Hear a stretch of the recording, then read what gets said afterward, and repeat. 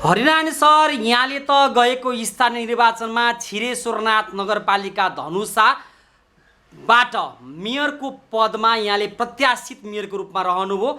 चुनावमा केही पराजय त यहाँले बेहोर्नु पर्यो, तर छिरेश्वरनाथ नगरपालिकामा तपाईँ मेयरको रूपमा उठ्नुको उद्देश्य के थियो, जनतालाई स्पष्ट बताइदिनुहोस्। खास गरी मेयरमा उठ्नको उद्देश्य एउटै थियो कि 2049 सालमा पनि टिकट पाएको नेपाल कम्युनिस्ट पार्टीबाट एमालेबाट त्यति बेला हारेको पराजय भएको र 2054 सालमा स्थानीय निकायमा फेरि उम्मेदवार गाविस अध्यक्षको पाएको, त्यति बेला जितेको, त्यति बेला थोरै बजेट भएको हुनाले विकास त्यति गर्न सकेन। जुन कुरा मैले रानेको थिएँ र पार्टीले रानेको थियो त्यो कुराहरू कि पुरा गर्छु भनेर फेरि मेयरको लागि प्रत्याशित उम्मेदवार पार्टीबाट टिकट मागेर भएको। घोषणापत्र बनाउनु भएको थियो? घोषणापत्र हाम्रो थियो। के राख्नु भएको थियो घोषणापत्रमा? घोषणापत्रमा थियो कि यो नगरपालिकालाई एउटा विशेष गरी खास गरी कि 20 वर्षीय एउटा कार्यक्रम बनाएर 20 वर्षको लागि यो नगरपालिकामा खाने पानी होस्, चाहे सडक होस्, चाहे विद्युत होस्, चाहे टेलिफोन होस्, स्कुल होस्, हाई स्कुल होस्, तपाईँको 10+2 होस्, बुझ्नुभयो? यस्तो कामहरू जनताको लागि, स्वास्थ्यको लागि स्वास्थ्य चौकी होस्, यिनीहरू व्यवस्थित रूपमा प्रत्येक वार्डमा गरिदिने, प्रत्येक वार्डलाई को जनताको त्यही सुविधा दिने। खास गरी हाम्रो उद्देश्य यो थियो, बुझ्नुभयो? सिँचाइको व्यवस्था गर्ने, सिँचाइको लागि विद्युतीकरण, कृषिको लागि गर्ने, कृषिलाई आधुनिकीकरण गर्ने, यस्तो कुराहरू। तपाईले जसरी चुनावमा आफ्नो घोषणापत्र लगायत आफ्नो इच्छा आकांक्षा छिरेश्वरनाथ नगरपालिकालाई एउटा समुन्नत नगरपालिका बनाउनको लागि जुन योजना सपना बाँड्नु भएको थियो, साच्नु भएको थियो, त्यो अहिले आएको जनप्रतिनिधिले पुरा गर्न सक्यो कि सकेन? एकदमै नढाँटिकन स्पष्ट बताउनुहोस्। हैन, त्यस कारण कुनै खास उहाँहरूले अहिलेसम्म गर्न सके छैन, बुझ्नुभयो? प्रष्टै कुरा हो। हेर्नुहोस्, तपाईँ गएर यो शिक्षाको नि हेर्नुहोस् अस्तव्यस्त भइसकेछ यो गाउँ, यो नगरपालिका छिरेश्वरनाथ नगरपालिकामा, बुझ्नुभयो? कृषिको पनि तपाईँ हेर्नुहोस्, रोडबाटमा सबभन्दा बढी लगानी गर्छ, जहाँ कि त्यहाँ उनीहरूलाई कमिसन पाउँछ।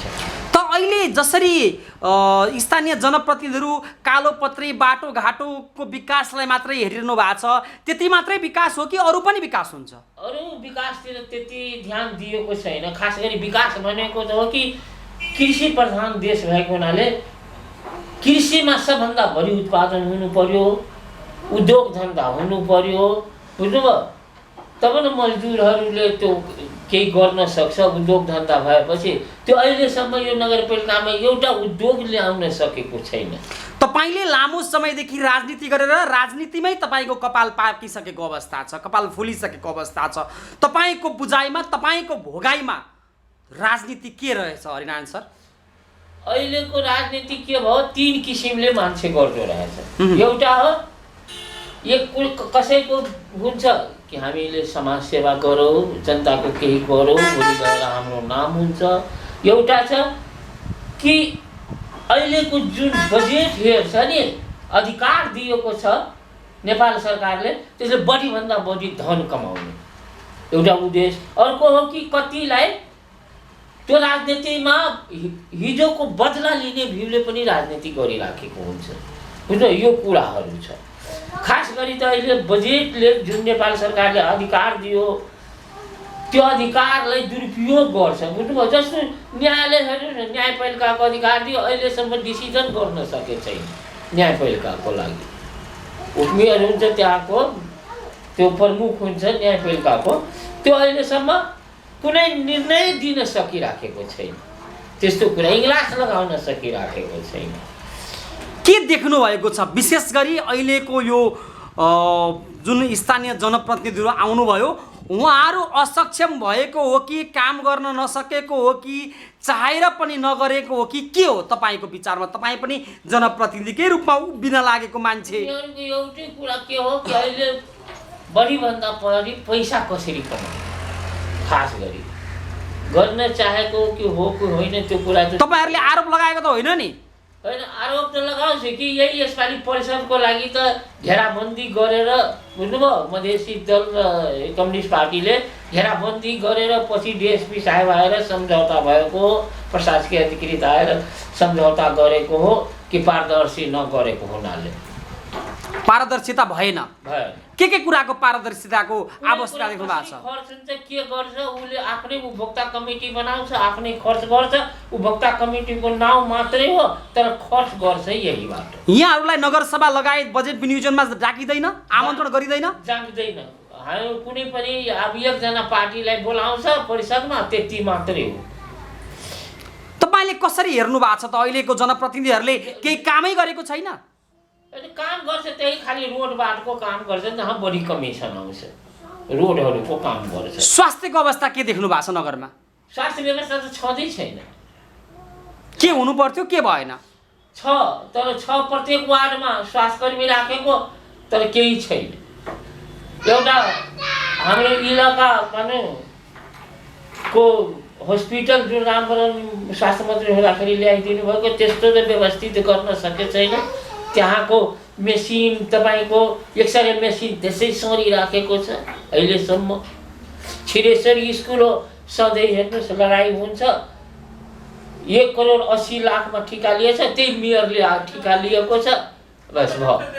यो अवस्था भयो। यो व्यवस्था कसरी अब जनप्रतिनिधिहरूले कसरी काम गर्नु पर्ला त तपाईँको विचारमा? उहाँहरूलाई अलिकति सल्लाह सुझाव दिनुहोस् त।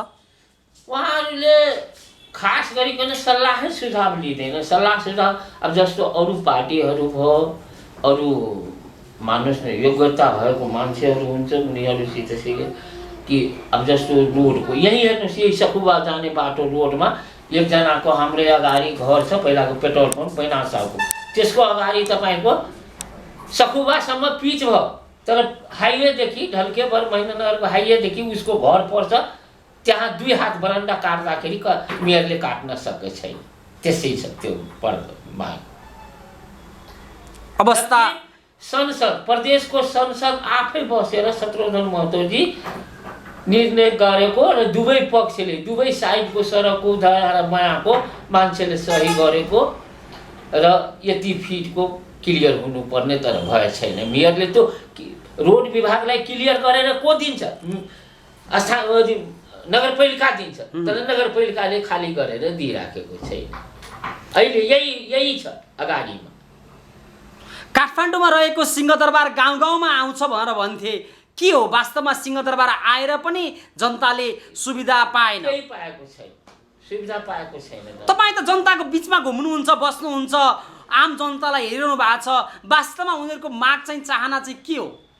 अब जनताको माग चाहना त धेरै हुन्छ, मान्नुहोस् न, शिक्षामा होस्, स्वास्थ्यमा होस्, सडकमा होस्, तर के गर्छ अब अरू पार्टीको मान्छे उपभोक्ता समिति बनाउँदाखेरि समाजको सबै पार्टीको मिलाएर बनाइदिनु पर्थ्यो, त्यहाँ विरोध पनि हुन्थ्यो, केही हुन्थ्यो, तर त्यो बनाउँदैन। आफै बनाउँछ, आफै गर्छ।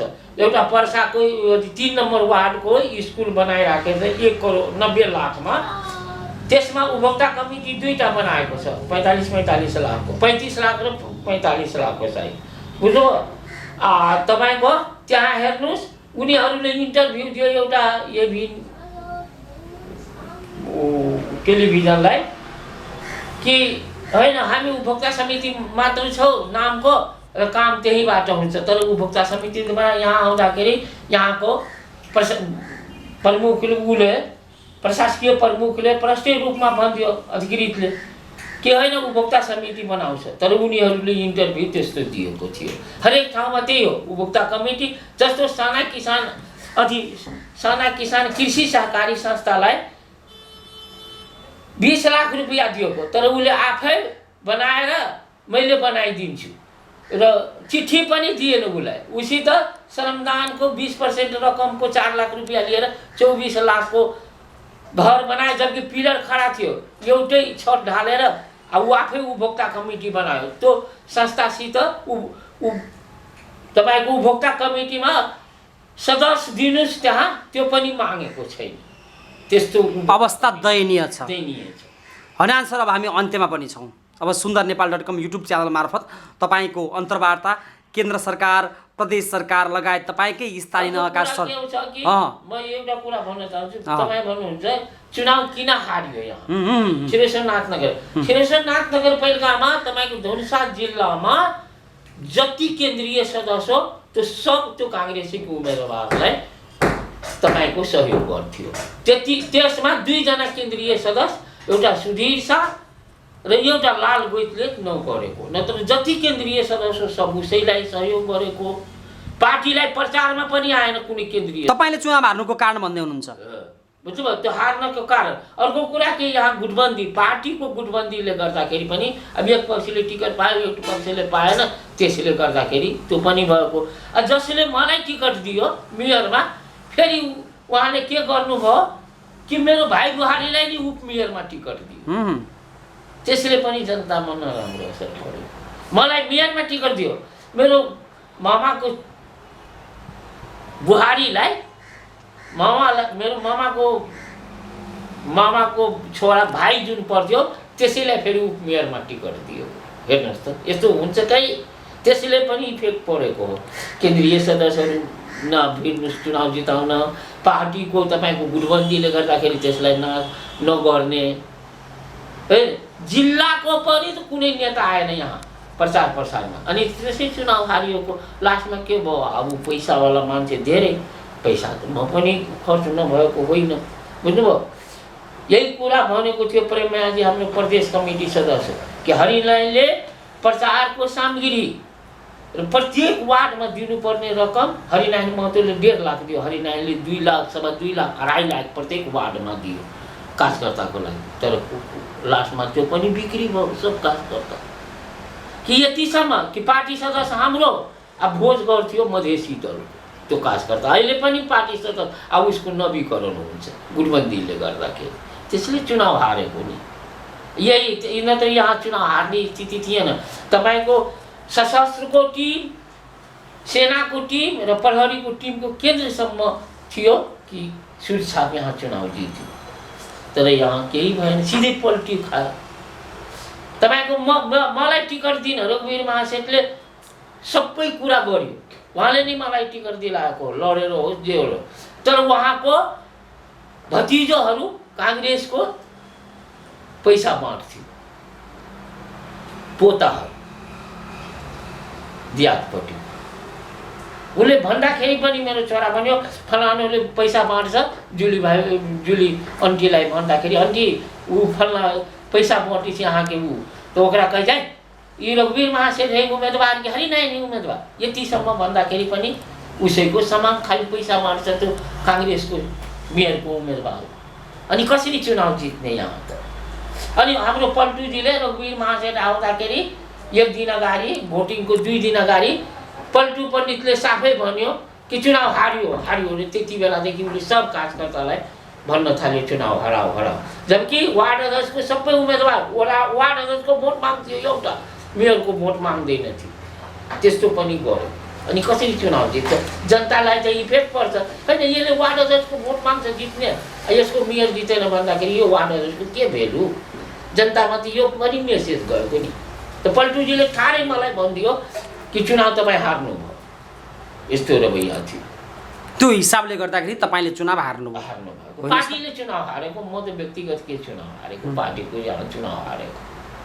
ओके, अब सर अन्त्यमा जनतालाई केही भन्नुपर्ने छ भने भन्न सक्नुहुन्छ।